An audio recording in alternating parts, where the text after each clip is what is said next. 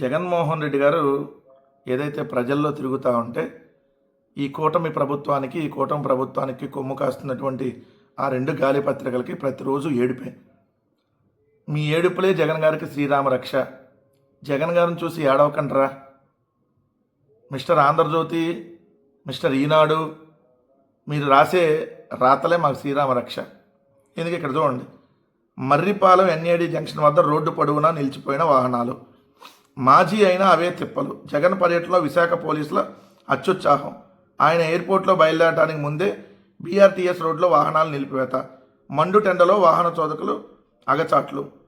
So మధ్యాహ్నం 1:20 గంటల సమయంలో రోడ్డు మార్గంలో మర్రిపాలెంలోని మాజీ ఎమ్మెల్యే వాసుపల్లి గణేష్ కుమార్ నివాసానికి వెళ్ళారు. సో వాహనాలు అక్కడ పోలీసులు నిలిపివేశారంట. So traffic ఆగిపోయిందంట. వాహనదారులు ఏదైతే మండిపడ్డారంట. ఆంధ్రజ్యోతి రాధాకృష్ణకి ఫోన్ చేసి చెప్పారు, అయ్యా మాకు ఇక్కడ ట్రాఫిక్ ఆగిపోయింది, మేము మండిపడుతున్నామని.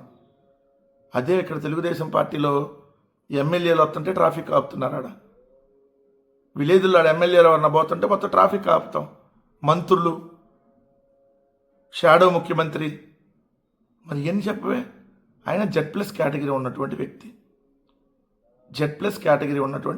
అతనికి రక్షణ కల్పించాల్సినటువంటి బాధ్యత ప్రభుత్వం మీదకు ఉంటుంది. మీరు ఎన్ని రకాల ఏడుపులు ఏడిసినా సో జగన్ గారు వస్తుంటే ట్రాఫిక్ జామ్ అవుతుంది. ఎందుకంటే ఆయన చూస్తానికి వేలాదిగా ప్రజలు వస్తారు.